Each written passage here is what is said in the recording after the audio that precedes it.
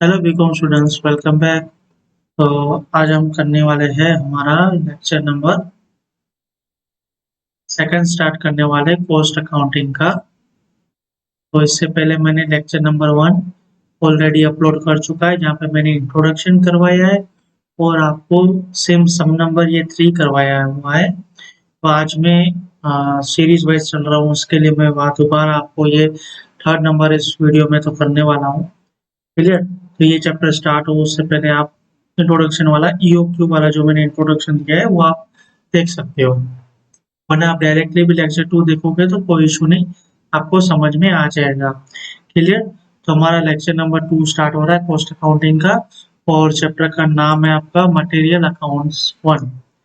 तो without time waste हम start करते हैं हमारा लेक्चर नंबर टू। तो सम नंबर थ्री में क्या लिखा हुआ है? सम नंबर थ्री में बोला है इन्होंने कि आपको निकालना क्या है, इकोनॉमिक ऑर्डर क्वांटिटी निकालना है, जिसको शॉर्ट फॉर्म में हम क्या बोलते हैं, ई ओ क्यू। क्लियर? ई ओ क्यू निकालना है। तो टोटल एनुअल कंजम्पशन आपको दिया है 10,000 kg, मतलब इसको हम बोलेंगे ए। कॉस्ट ऑफ कैरिंग इन्वेंटरी इन्होंने बोला है, मतलब कैरिंग कॉस्ट, आपकी इन्वेंटरी को कैरिंग का कॉस्ट कितना बोला है, 10%, जिसको हम बोलेंगे सी। ऑर्डरिंग कॉस्ट बोला है आपको 8 रुपीज, जिसको हम बोलेंगे ओ। और परचेज प्राइस पर केजी है, उसको बोलेंगे हम पी। तो हमें ये डेटा दिया गया है, इस डेटा के बेसिस पे इकोनॉमिक ऑर्डर क्वांटिटी निकालना है। तो चलिए हम करते हैं आंसर थ्री।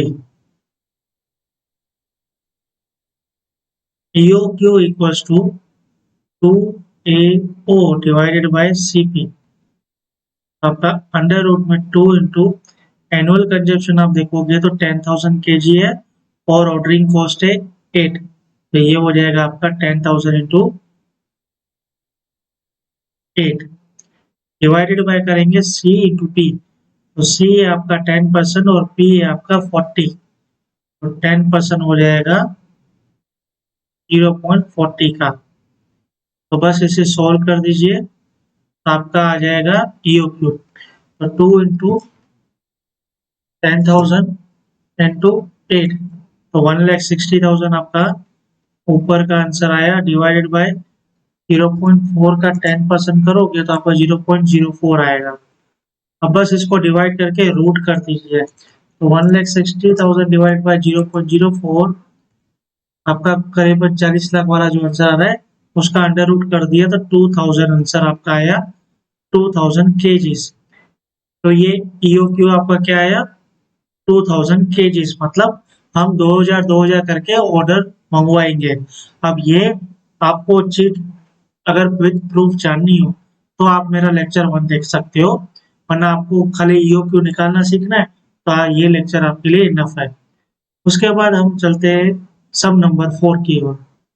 अब यहाँ पे ये सब में एक अलग चीज है, मतलब वहां पे सब नंबर थ्री में हमने निकाला था एनुअल कंजप्शन के ऊपर ईओ क्यू निकाला था, लेकिन यहाँ पे एनुअल कंजप्शन के ऊपर नहीं निकल रहा, बल्कि डेली कंजप्शन के ऊपर निकल रहा है। रीजन क्या है? क्योंकि आपको एनुअल कंजप्शन तो ठीक है, हम जो भी हमारा डेली कंजप्शन दिया जाएगा उसको इनटू हम कर देंगे 365 या 366। नॉर्मली 365 करेंगे तो हमारा एनुअल कंजप्शन निकल सकता था। लेकिन अगर आपको यहाँ पे कैरिंग कॉस्ट पर डे का दिया है, कैरिंग कॉस्ट कितना दिया है पर डे का, तो आप यहाँ पे इन्होंने सिंपल ही लिखा है, daily consumption will be taken into consideration instead of annual consumption. बराबर ना, क्योंकि कैरिंग कॉस्ट क्या दिया है आपको, गिवन ऑन डेली बेसिस। तो कोई इशू नहीं, हमें ईओ क्यू तो निकालना है, डेली बेसिस है तो डेली बेसिस से फॉर्मूला आपका वही रहने वाला है, 2AO अपॉन CP। अब यहाँ पे आपका एनुअल कंजप्शन जो आपका रहेगा वो डेली वाला, और ऑर्डरिंग कॉस्ट आपका कितना रहता है, 50, डिवाइडेड बाय CP। अब देखो परसेंटेज कुछ दिया नहीं हो ना, तो ये कैरिंग कॉस्ट पर डे पर आइटम जो आपका दिया है ना वही आपका CP होता है, तो 0.02, बस 2 इंटू 50 इंटू 50 करोगे तो 5000 आएगा। इसको डिवाइडेड बाय 0.02 करके और अंडर रूट कर दीजिए, तो 500 यूनिट्स आपका क्या आया, ईओक्यू। उसके बाद इन्होंने हमें क्या निकालने को बोला है, रीऑर्डर लेवल।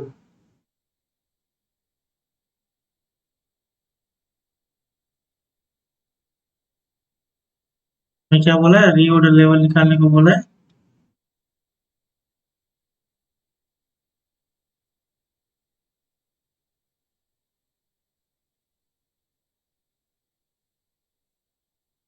तो रीऑर्डर लेवल का फॉर्मूला क्या रहता है, मैक्सिमम कंजप्शन जो भी आपका रहेगा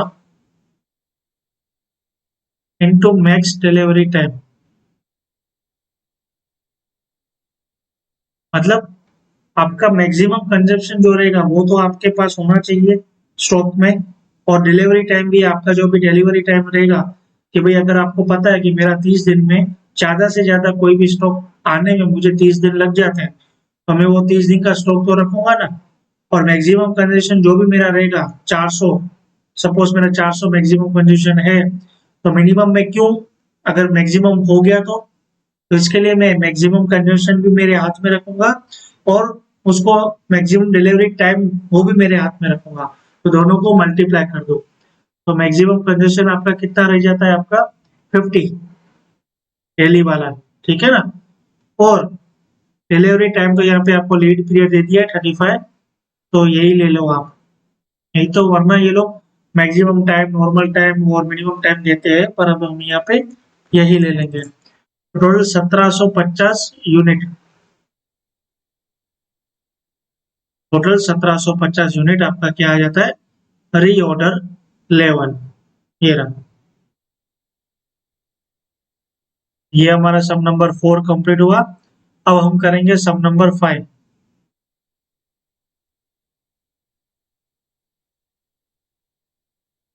यहाँ पे आपको ईओक्यू दे दिया है, तो जब भी याद रखना कि ईओक्यू हम निकालते हैं और ईओक्यू यहाँ पे दे दिया है, तो इसके बदले में कुछ ना कुछ तो हमें निकालना पड़ेगा। मतलब आपका फॉर्मूला क्या रहता है, 2AO डिवाइडेड बाई CP, तो या तो ए निकालने का होगा या ओ या सी या पी। मैं फर्स्ट लाइन देख के आपको बता दे रहा हूँ। तो ईओक्यू तो हमको दे दिया 200 यूनिट, और कॉस्ट ऑफ प्लेसिंग ऑर्डर 100 दिया है, और एनुअल कैरिंग कॉस्ट 10% दिया है, और परचेज प्राइस 130 दिया है। बोल रहे हैं वीकली कंजप्शन ऑफ मटेरियल निकालो। तो वीकली कंजप्शन ऑफ मटेरियल मतलब क्या हो गया, हर हफ्ते का कंजप्शन बताओ। तो अगर मुझे पूरे ईयरली का मतलब एनुअल कंजप्शन मुझे पता होगा, तो मैं उसको डिवाइड बाय 52 कर दूं। क्यों, क्योंकि साल में कितने हफ्ते होते हैं, 52। तो मुझे वीकली मिल जाएगा, लेकिन मेरे पास एनुअल कंजप्शन ही नहीं है, तो देखा मुझे ए निकालना पड़ा। तो इसको निकालने का तरीका क्या है, आपके पास सारी चीजें दे दी गई है, तो जस्ट खाली एक पर फॉर्मूला लिख लो, आपको सब पता चल जाएगा। 2AO divided by CP। तो EOQ आपको कितना दिया है, 200 यूनिट्स, और 2 इंटू ए मुझे निकालना है, और ऑर्डरिंग प्लेस कितना दिया है आपको, 100 दिया है, और सी कितना दिया है आपको, 10% और प्राइस 130 दिया है, 10% 130, ये 200 हो गया, और डिवाइडेड बाई ये 2 इंटू 100 कितना हो गया आपका, 200 ए, और 130 का 10% कितना हो गया, 13। अब क्या करो, यहाँ से रूट निकाल दो, तो यहाँ बाजू वाला क्या हो जाएगा, स्क्वायर, तो ये हो जाएगा 200 का स्क्वायर, ये हो जाएगा 200 के डिवाइडेड बाय 13। तो 200 का स्क्वायर देख लेते कितना होता है आपका, 200 into 200, 40,000 equals to 200 A divided by 13। मैं एक एक स्टेप कर रहा हूँ, मतलब ये 200 से ये 200 भी उड़ा सकता था, पर मैं नहीं कर रहा, ये काफी बच्चों के मैथमेटिक्स इतने स्ट्रॉन्ग नहीं होते। अब 13 को मैं यहाँ ऊपर लेके जाऊंगा, क्योंकि ये डिवाइड में है, तो इक्वल्स टू के इस साइड जाएगा तो क्या हो जाएगा, मल्टीप्लाई, तो 5,20,000, और ये 200 मल्टीप्लाई में है ना ए से, तो यहाँ डिवाइड में ले लूंगा, तो डिवाइडेड बाय 200 कर दो, तो मेरा ए आ जाता है 2600 यूनिट्स। एनुअल कंजप्शन मेरा कितना आ गया 2600 यूनिट्स। तो देयरफॉर मेरा जो वीकली कंजप्शन हुआ वो 2600 को डिवाइड बाय 52 कर दो, बराबर। 2600 को डिवाइड बाय मैं कितना कर दो 52 कर दो, तो मेरा आंसर जो आ रहा है वो सही आ रहा है 50 यूनिट्स।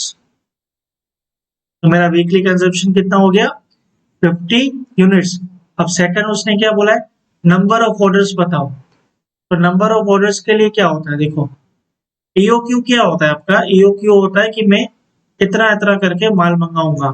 तो ईओक्यू आपका कितना था, तो आप देखोगे ईओक्यू आपका था 200। ये रहा, क्वेश्चन में देख लेते ना, ईओक्यू कितना था आपका 200। अब एनुअल कंजप्शन आपका कितना था 2600 unit.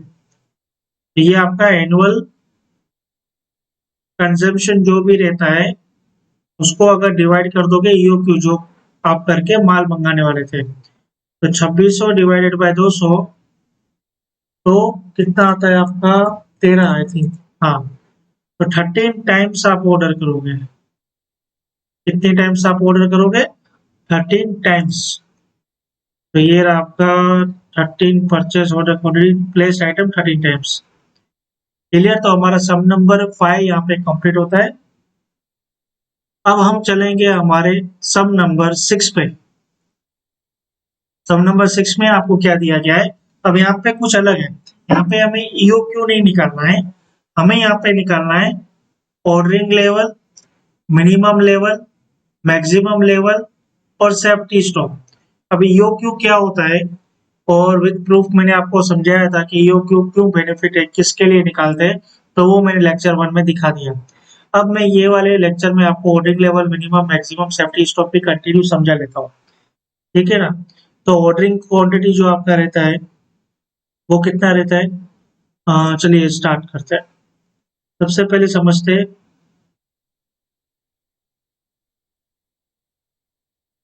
Ordering level.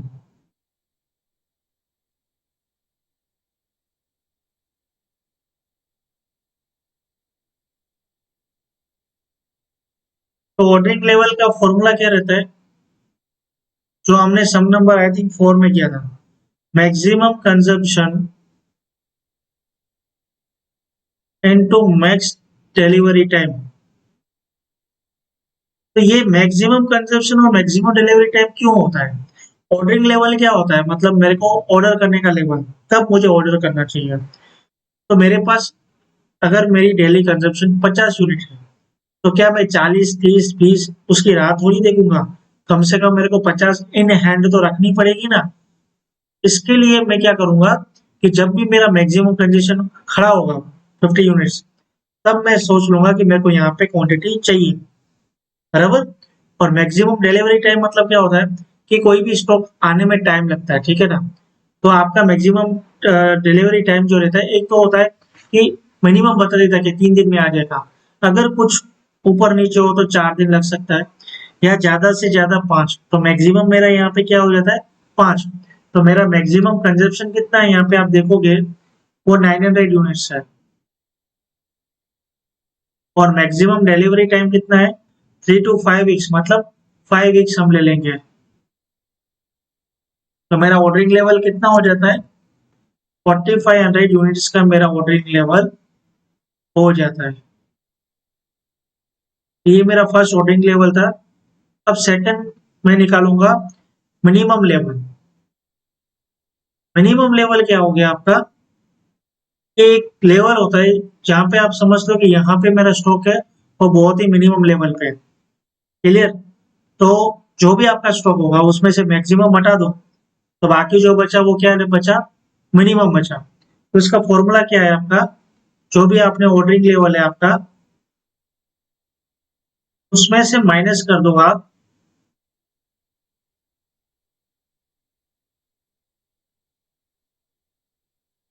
Average consumption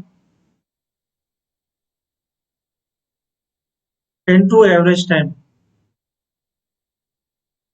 ordering level में तो वैसे मैक्सिमम कंजप्शन तो हमारे आ ही जाते हैं ना, क्योंकि उसका फॉर्मूला क्या है, मैक्स इंटू मैक्स। तो ऑर्डरिंग लेवल आपका कितना है 4500, माइनस कर दो एवरेज कंजप्शन, तो एवरेज कंजप्शन आपका कितना हो जाता है नॉर्मल कंजप्शन वाला 600 यूनिट्स। इसको इनटू कर दो एवरेज टाइम मतलब नॉर्मल टाइम। तो यहाँ पे आपको मिनिमम डिलीवरी पीरियड तो दिया है 3 और मैक्स 5 दिया है, तो नॉर्मल क्या हो जाएगा, इन दोनों को प्लस करके डिवाइड बाय 2 कर दो तो 4। अब यहाँ पे मैथमेटिक्स कर लेते हैं, 4500 माइनस 2400 तो 2100 यूनिट्स।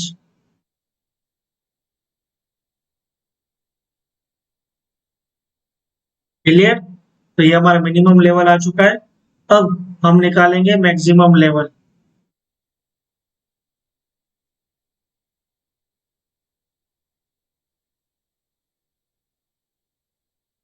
मैक्सिमम लेवल भी सेम है, हम मिनिमम लेवल हटा देंगे तो हमारे पास बचेगा क्या, मैक्सिमम लेवल। लेकिन इसका फॉर्मूला क्या रहेगा आपका, जो भी आपका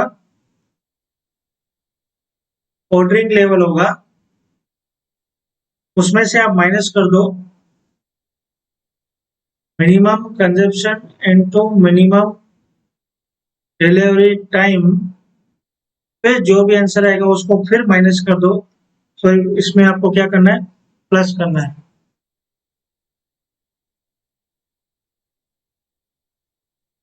इसमें आपको क्या करना है,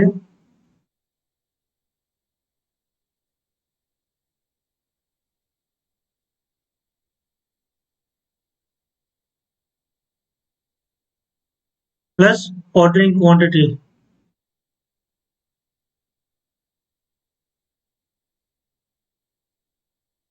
तो ऑर्डरिंग लेवल आपका कितना था 4500 यूनिट्स, माइनस कर दो मिनिमम कंजप्शन आपका कितना है, मिनिमम है आपका 300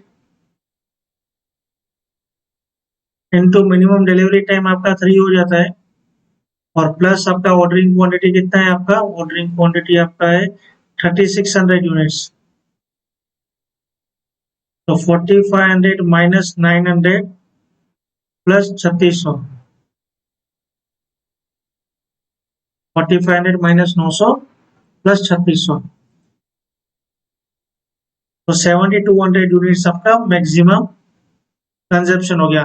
मतलब जो तो ऑर्डर कर रहे थे आप 3600 वो तो आपके हाथ में ऑर्डर करोगे ही करोगे, बराबर ना।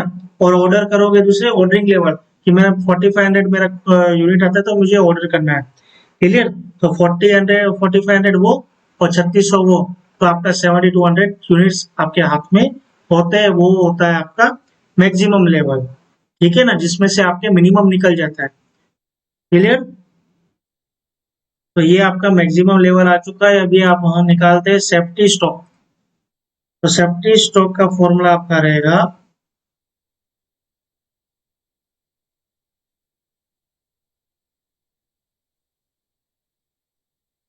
मैक्स कंजप्शन जो भी आपका रहेगा